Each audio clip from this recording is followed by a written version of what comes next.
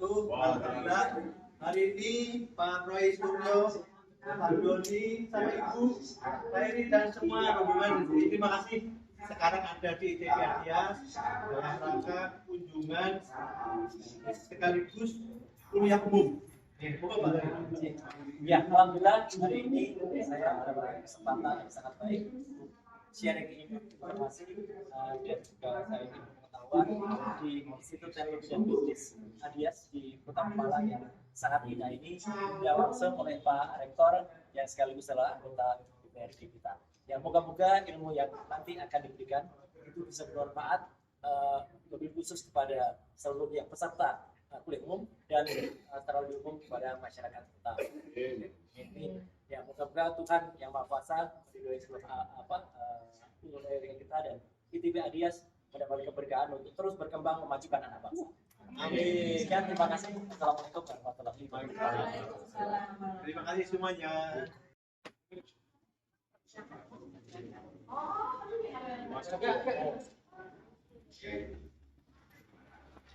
Selamat datang Mas Roy di Pemalang. Salam sehat selalu. Ya.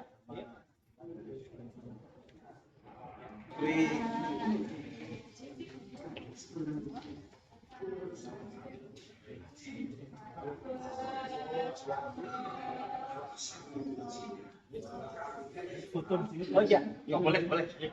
MT Roy Suryo. Tepuk tangan. Semua sudah mengenal, semua sudah berbisikin. Yang hormati serta Ibu Bapak Doni Pur SHMM MAM, ini Direktur Utama dari PT PHI Pelangi Hotel Internasional. Kalau Pak Dokter tadi Komisaris Utama beserta jajarannya, Pak Dr. Mahbub dan seluruh hadirin. Terima kasih atas kehadirannya, terima kasih semuanya. Pak Dokter, Pak Pur, di Pemalang itu ada 1,5 juta penduduk. Kemudian setiap tahun lulusan SMA, SMK, MA 15 ribuan. Di sini hanya ada 2 perguruan tinggi, ITB Adias Naman Dikbud, kemudian Institut Keagamaan Naman Kemenak. Ini sudah berdiri dulu SKS Soleh tahun 2000. Tahun 2022 berubah menjadi ITB Adias. Gedung ini gambarnya izinnya 4 lantai. Baru lantai pertama, ini lantai kedua, dan sudah digunakan puluhan kali. Ya, karena darurat. Kemudian ini baru ditempati 6 September 2023, baru setahun. Terima kasih Pak Roy, terima kasih Pak Pur, mohon polesan. Ini potensi besar. Kami serahkan gimana caranya agar besar dan besar. Pak Dokter lihat, ini Tegal nanti Pemalang. Oh, nanti bukan Pemalang saja. Tegal, Semarang, Purwokerto coba tadi. Tepuk tangan untuk Pak Roy. Potensi besar. Beliau bukan hanya ahli IT dan sebagainya, tapi hari ini datang sebagai bos. Sama Pak Doni sebagai bos, ya. Semoga kesini bawa berkah bagi kita semua, amin. Semoga Pak Roy, Pak Pur dan rombongan sehat, bawa berkah dan investor ninggali di Pemalang. Terima kasih, demikian. Lebih kurang bermaaf. Wassalamualaikum warahmatullahi wabarakatuh. ITB Adias, semangat, gaspol. Tepuk tangan buat kita semua. Baik, tadi saya udah dibisikin nggak boleh lama nih, jadi perkenalkan nama saya Doni Pur nih. Saya umur berapa ya? 38 nih Pak Rektor. Iya, kontrak 10 tahun. Kebetulan saya dari mulai TK, SD, SMP, sampai kuliah S2 selalu juara 5 besar nih Pak Rektor. Tapi 5 besarnya dari bawah nih, betul gitu.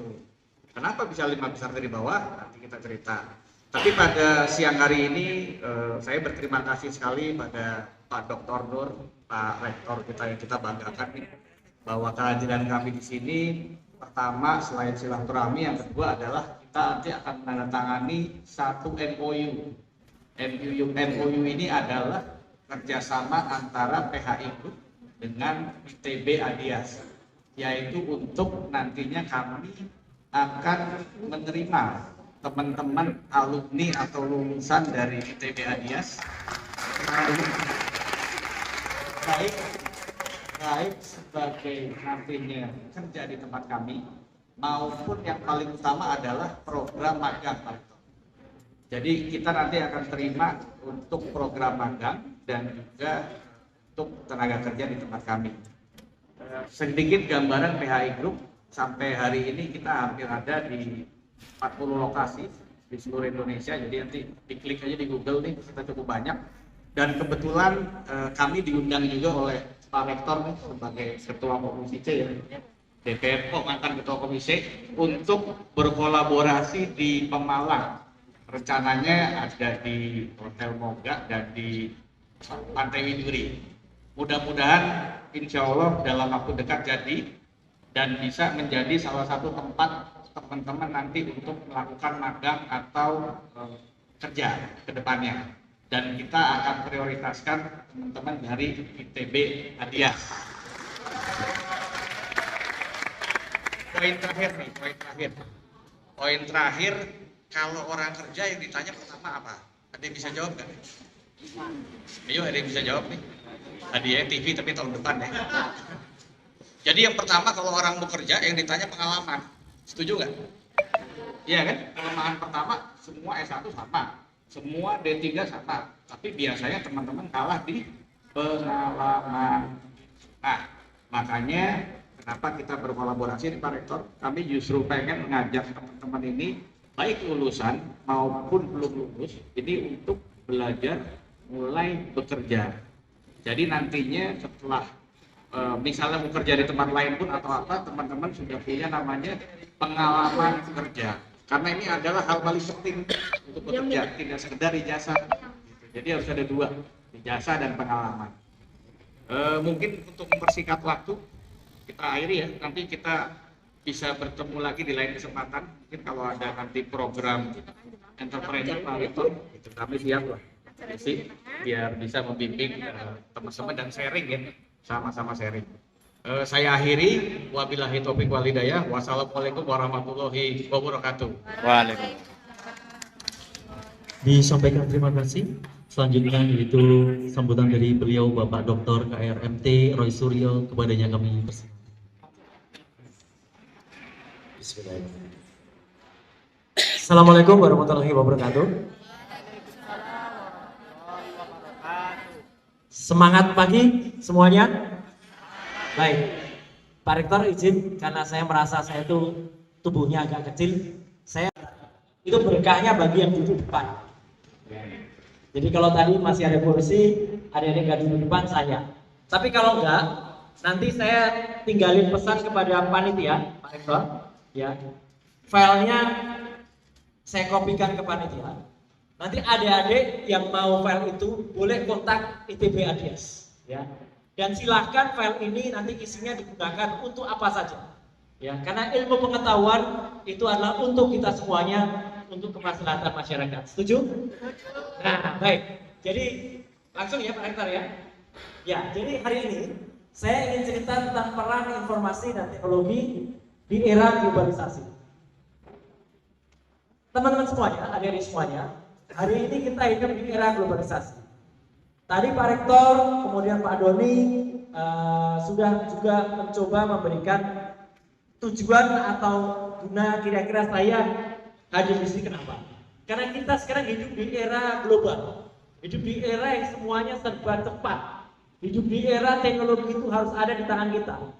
Apapun jurusan Anda, apapun kemampuan Anda, apapun kemampuan kita, itu semua tidak akan lepas nanti dari yang namanya globalisasi. Lanjut, next.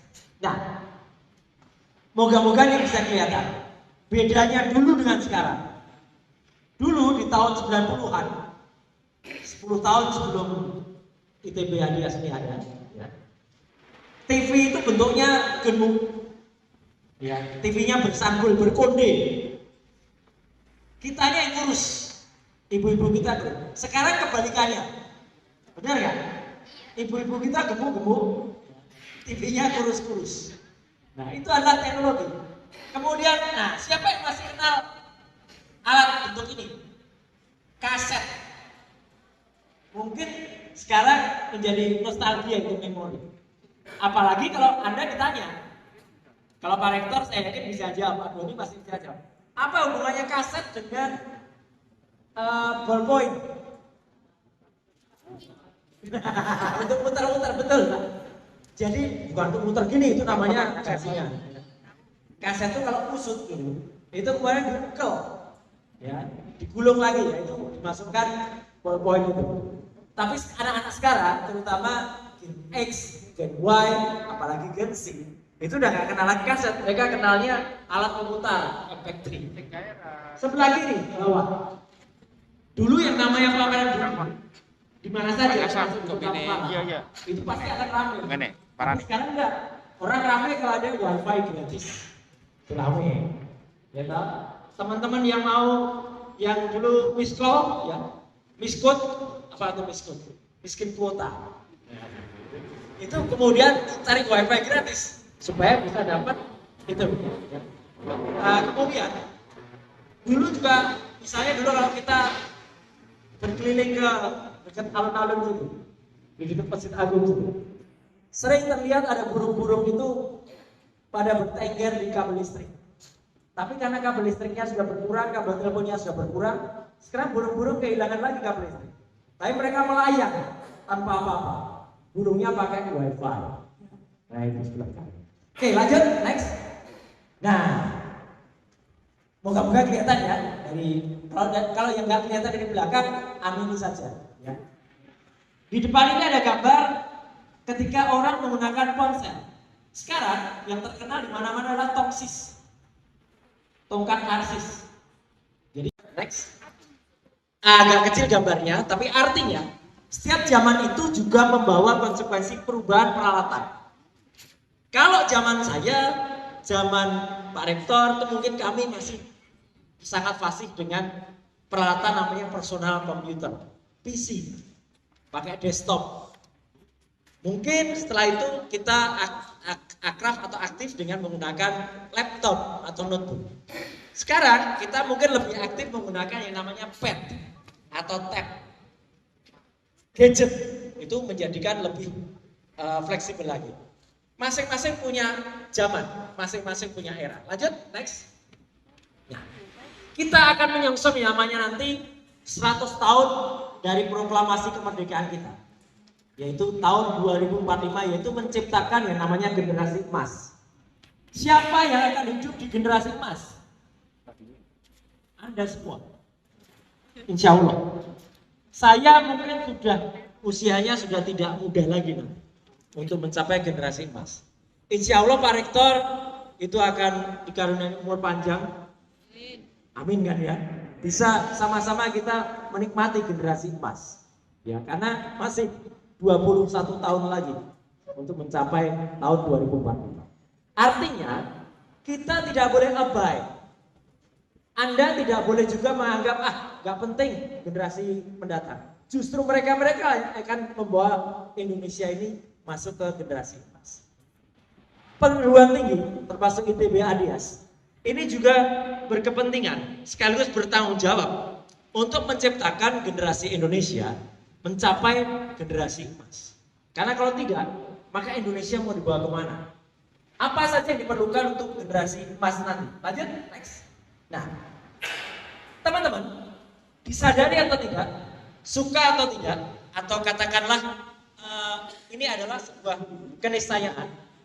Kita baru saja mengalami yang namanya pandemi COVID-19 atau COVID-19. Ada gunanya enggak COVID itu? Ada. Apa gunanya kira-kira? Gini, saya kasih, biar enggak, Anda harus Allah Subhanahu wa Ta'ala, Tuhan yang Maha Kuasa, itu memberikan kita otak dalam dua bagian. Otak kiri untuk serius, otak kanan untuk kreatif. Coba, apa keuntungan COVID bila digabungkan dengan teknologi? Ada nggak yang bisa jawab? Ya, apa? lebih ke dari betul. Ya, apapun jawaban Anda kemukakan. Terima kasih saya. Jadi jangan takut. Anda generasi muda, Anda harus berani membuka pendapat. Mungkin maksudnya ngerti. Oh, pengen itu tapi kok gak keluar. Gak apa-apa, harus berani. Anda harus berani. Jadi, Mbak ini benar dengan mengatakan lebih ke dalam jaringan. Maksudnya adalah betul. Dengan ada COVID, suka tidak suka, cepat atau lambat, kita dijebak. Saya bilang dijebak harus menggunakan Zoom, betul nggak? Iya, tapi itu berkah. Coba tidak ada COVID, mungkin bapak ibu kita atau guru-guru kita mungkin akan lebih lama belajar Zoom. Anda mungkin belajar Zoom karena tugas dari kampus, atau tugas dari sekolah, atau tugas dari luar kerja.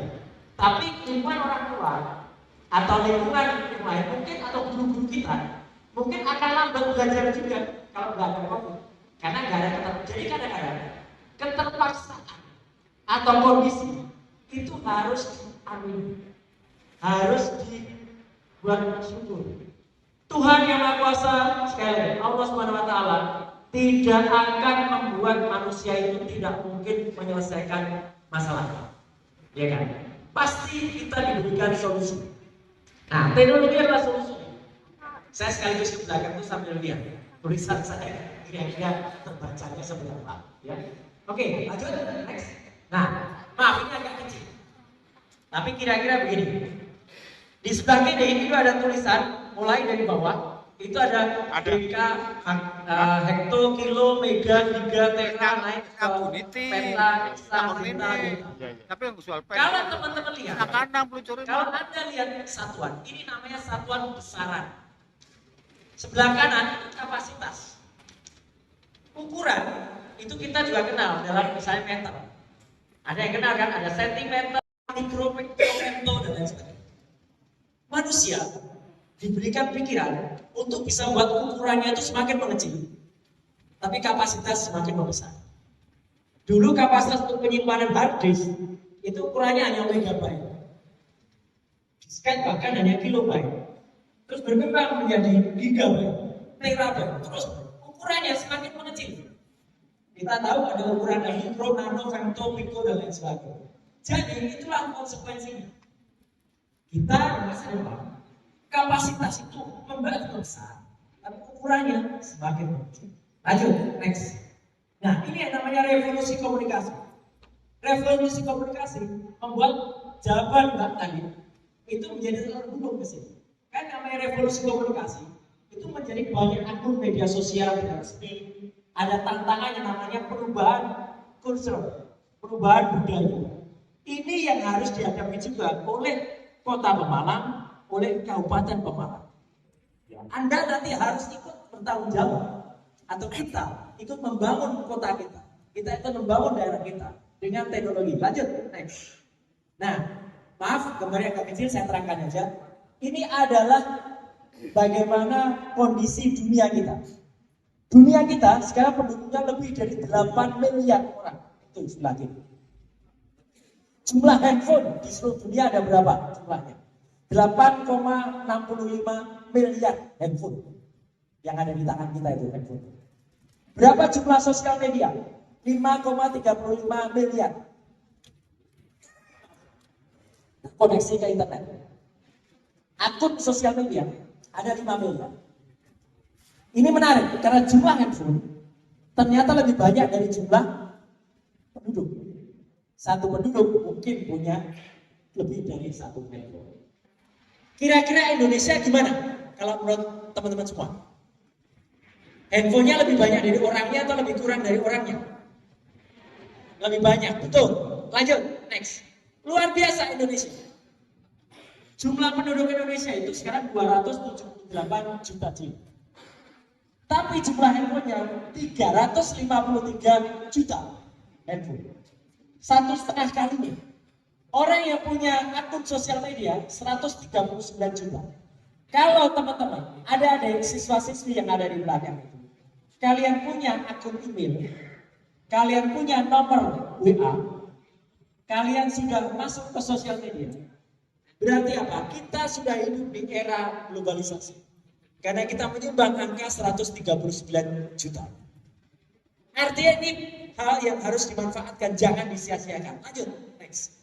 Nah, ada yang namanya revolusi industri. Dulu kakek nenek kita, eyang kita, itu masih menggunakan otot dan masih menggunakan ternak untuk bajak sawah. Kemudian berkembang industrialisasi di bidang pertanian. Ada mesin-mesin, yang kemudian ada traktor, itu menjadi generasi kedua. Generasi ketiga sudah mulai menggunakan perangkat elektronik. Televisi di era tahun 80-an, ada belum lahir mungkin, atau baru lahir di tahun 90-an, itu TV-nya masih gendut-gendut tadi. Itu era elektronik mulai berkembang. Kemudian era keempat, yaitu era cyber. Era di mana teknologi itu sudah ada di dunia cyber, yang tidak kasat mata, yang tidak terbayangkan oleh kita. Itulah era sekarang. Sebenarnya kita juga tidak boleh kemudian menghilangkan masa lalu, karena kita tidak mungkin ada tanpa masa lalu. Jadi makanya inilah yang namanya revolusi industri dari 1.0 ke 4.0. Lanjut, next. Nah, ini gambarannya. Dulu kita masih menggunakan hewan, kemudian ada mekanisasi pertanian, terus berkembang sampai ke era cyber. Lanjut, next. Masa depan sangat-sangat praktis, sangat indah, sangat canggih. Ada bahayanya juga. Itulah masa depan. Orang duduk santai di sofa, kemudian yang membersihkan lantai itu sudah robot, yang mengantarkan minuman juga sudah robot. Praktis sekali. Karena kita di rumah tinggal perintah saja. Bi itu yang datang bukan bibi, tapi robot namanya Bobby. Gitu. Atau Bobby. Mungkin Bobby masa depan bukan lagi Bobby Kertanegara. Tahu nggak Bobby Kertanegara? Nah, itu menjadi followernya kan? Ya iya, ternyata banyak pecinta kucing ya. Sama, saya juga suka kucing, istri saya juga ketua organisasi kucing gitu. Ya. Berdiri. Ya begini. Nah ini. Nah, ini.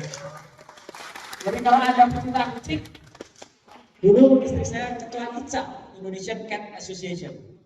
Ya, jadi kita hobi kucing. Dulu kucingnya ada 70. Sekarang tinggal 30. Tinggal 35. Nah ini, jadi artinya masa depan itu sangat-sangat indah, tapi juga berbahaya. Kalau kita tidak hati-hati, kita bisa ditimpa oleh pindah dengan masa depan. Lanjut, next.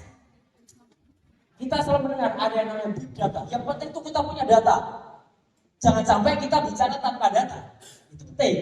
Anda belajar manajemen, Anda belajar akuntansi, Anda belajar sistem informasi. Ya, di ITB ada sini. Anda harus punya data. Data itu penting. Dengan data Anda bisa bicara. Tanpa data Anda nggak bisa bicara. Ya.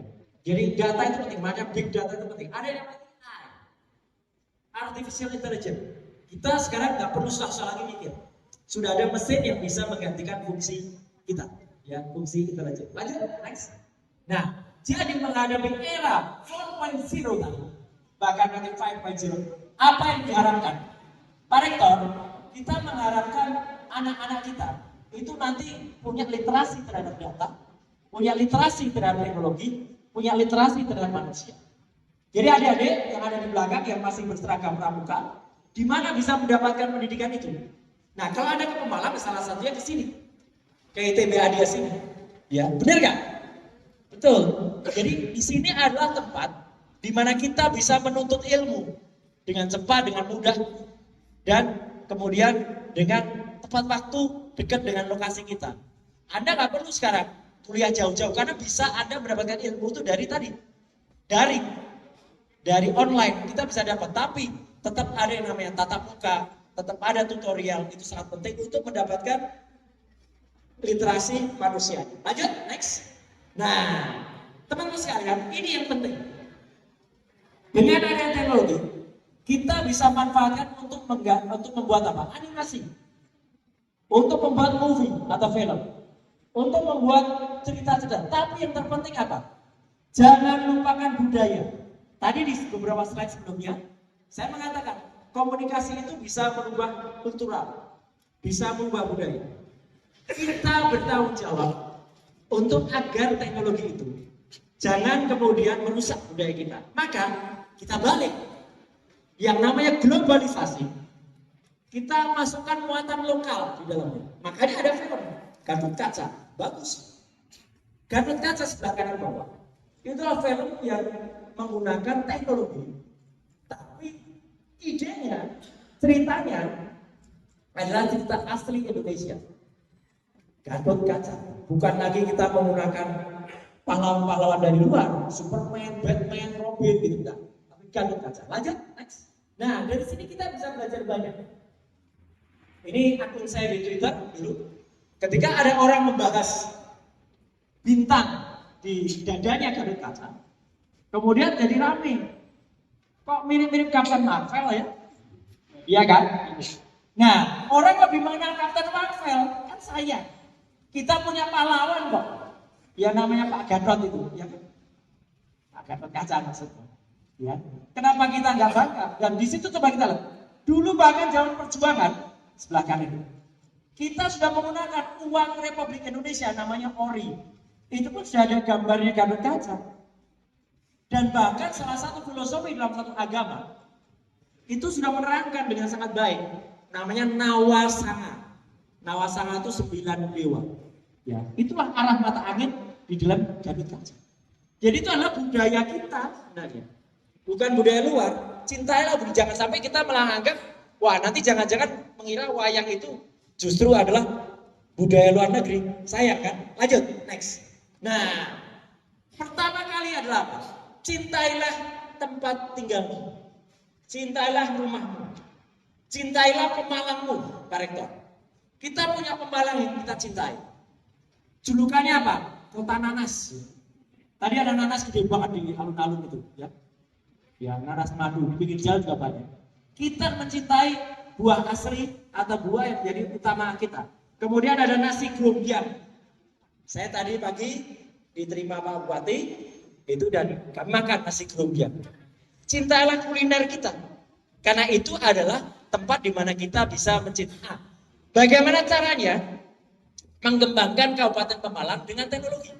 Gampang. Kenapa saya tadi bicara nanas? Kenapa bicara grombyang? Cukup dengan Anda memfoto, memvideo nasi grombyang. Cukup Anda memotret kebun nanas. Atau bahkan penjual nanas di pinggir jalan tadi. Kemudian memasukkan ke sosmed. Menceritakan ke teman-teman di mana saja. Di luar sana di mana. Ini khas Kota Pemalang. Maka Anda sudah berkontribusi terhadap Kota Pemalang. Itu simpel sebenarnya. Kadang-kadang kita lupa mau ngapain ya. Nah, kemudian di sana kita lihat moto, kita punya moto ikhlas, ya kan? Indah, komunikatif, hijau, lancar, aman dan sehat. Itu harus terus kita suarakan.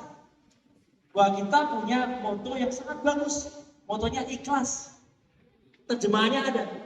Kemudian kita juga bisa cerita kapan hari jadi kota atau Kabupaten Pemalang. Tuh, hari jadinya tanggal 24 Januari tahun 1575. Lebih dari 400 tahun atau 500 tahun. Kita harus tahu sejarah itu sehingga apa? Kita bisa mencari atau bahkan menambahkan sejarah. Jadi dengan begitu kita cinta dengan Pemalang. Ada dasar hukumnya, undang-undangnya, luas totalnya. Tadi juga saya sudah dibilangin Pak Rektor, kita punya populasi Pak Rektor, betul? 1.500.402.052 di tahun 2020. Nah, sudah masuk prestasi Pak. Ya, flora dan faunanya, flora resminya Sri Gading, fauna resminya burung kacer Jawa. Nah, Anda cari kalau ada yang belum kacer Jawa kayak apa ya? Oke, itu kemudian dibuat percendas, dibuat apa gambar, populerkan sehingga sedikit banyak akan memperkuat Kota Pemalang. Saya hari ini datang di rumahnya Pak Doni, itu Pak Doni Purwoko yang tadi bicara.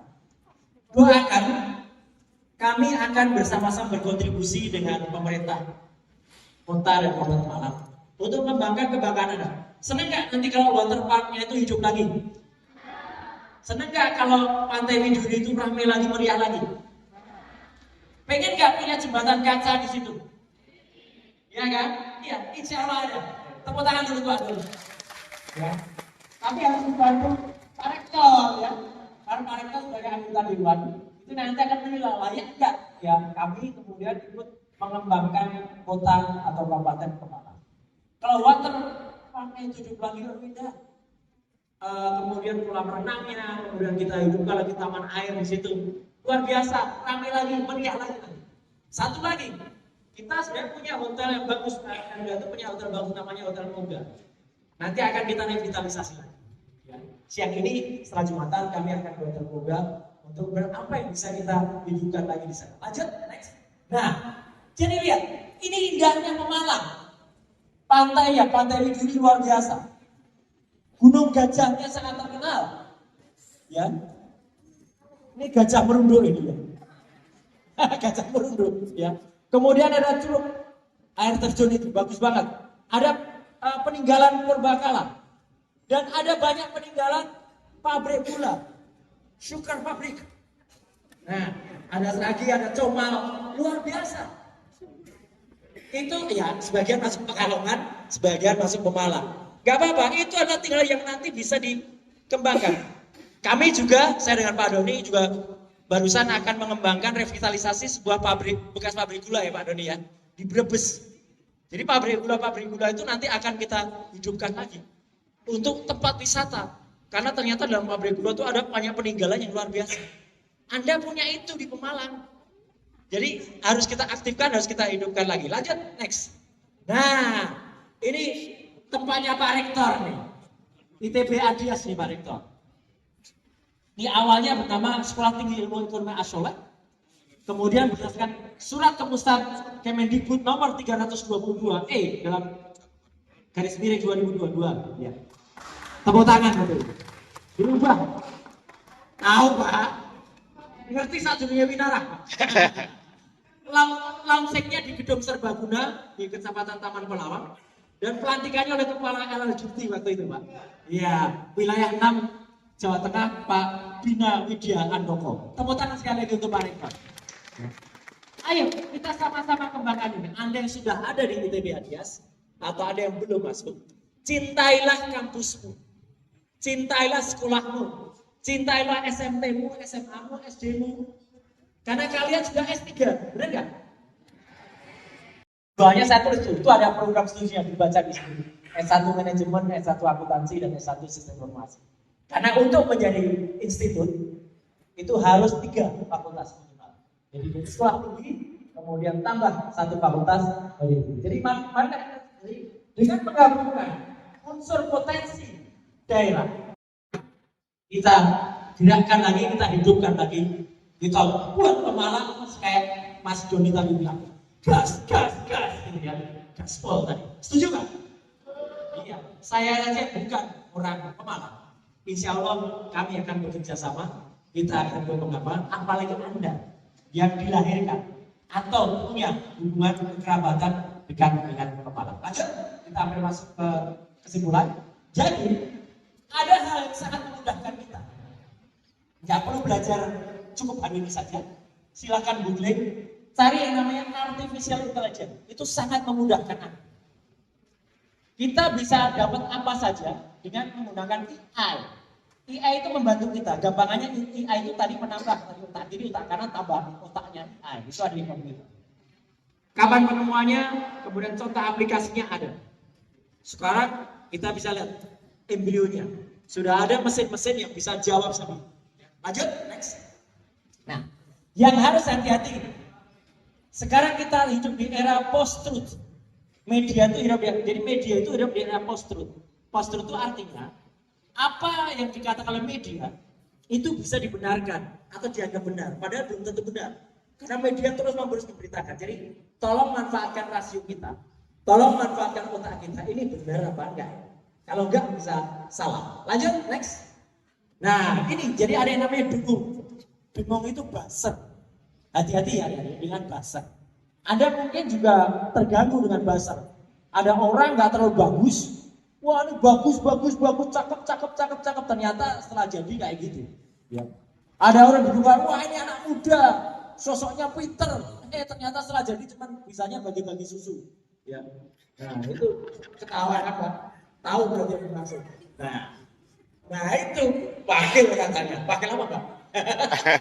Nah itu jadi jangan tertipu dengan bahasa sayang ya. Lanjut.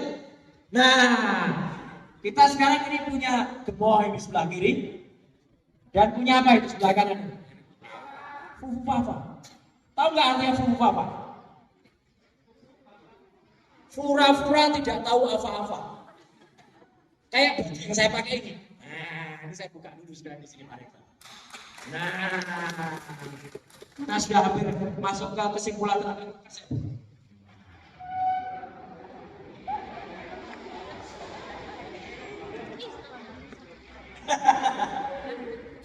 Nah, kalau di lapangan saya pakai baju biar kelihatan belakangnya.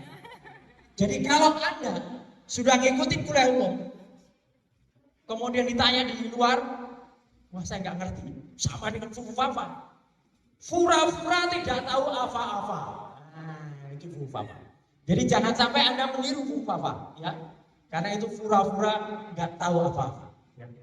Mungkin dari belakang kok kayaknya Pak Roy pakainya kaos terbalik ya, bukan terbalik, sengaja saya balik. Karena kalau dibalik nggak kelihatan nanti tulisannya ya, tulisannya sengaja ada di belakang tak taruh di depan. Ya, lanjut next. Nah, jadi teman-teman semua pakai lagi katanya ya. Ini namanya berpikir atau berpikir saya ilmiah. Ini. Umum pembicaranya buka baju. Ya.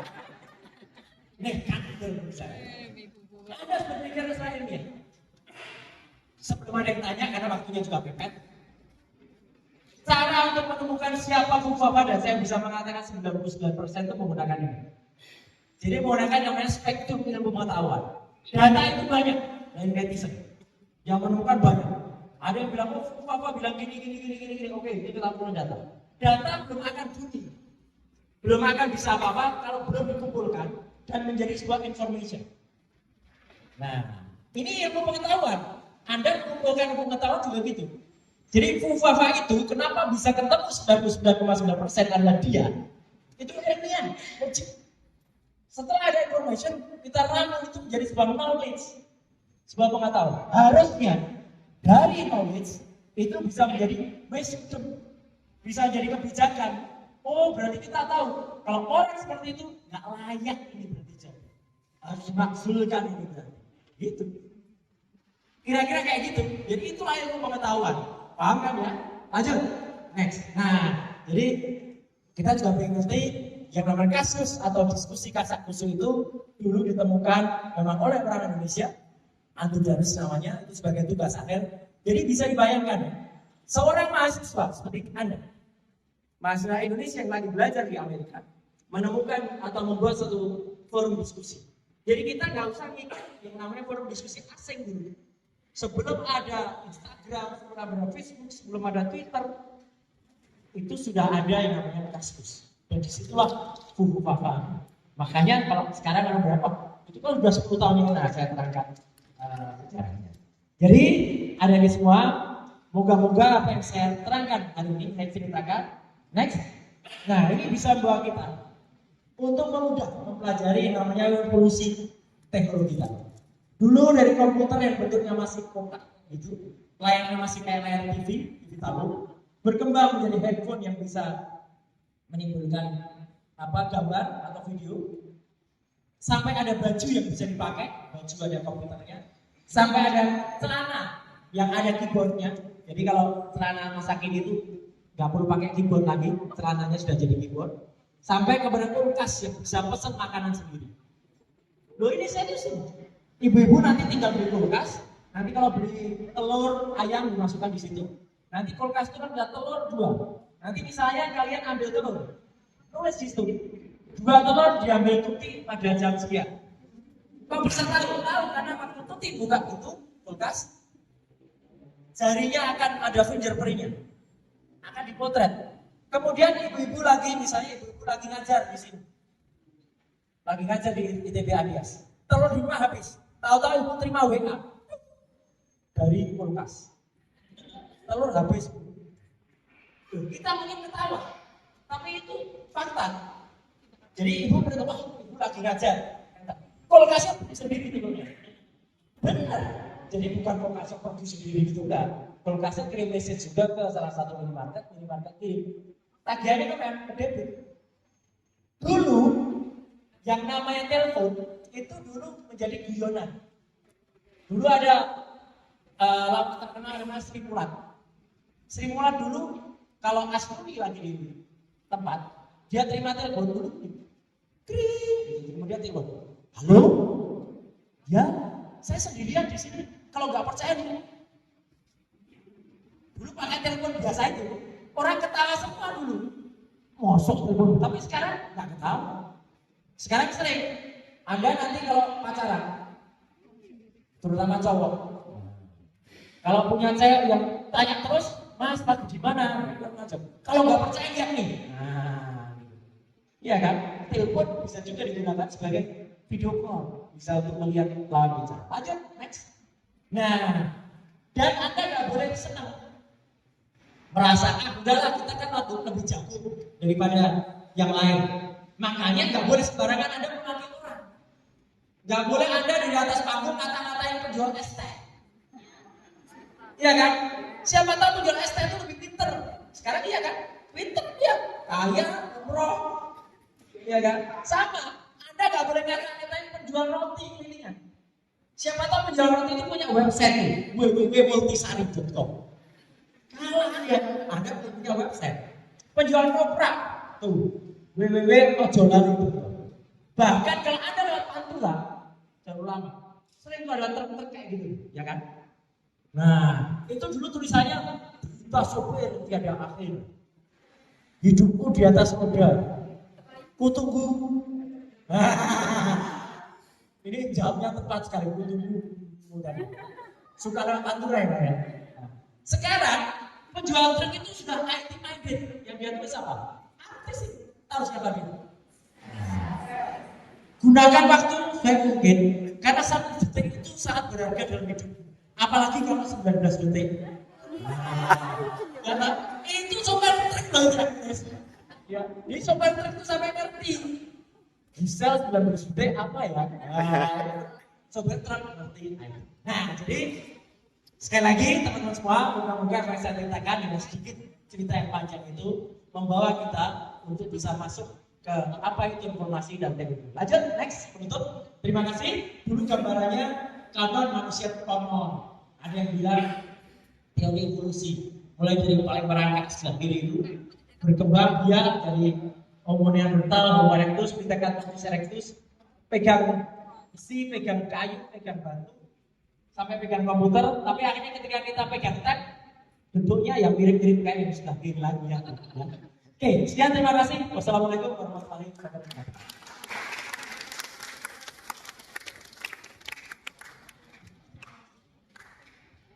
Terima kasih dari beberapa narasumber sudah menyampaikan paparannya bahwa sangat bermanfaat sekali informasi dan teknologi.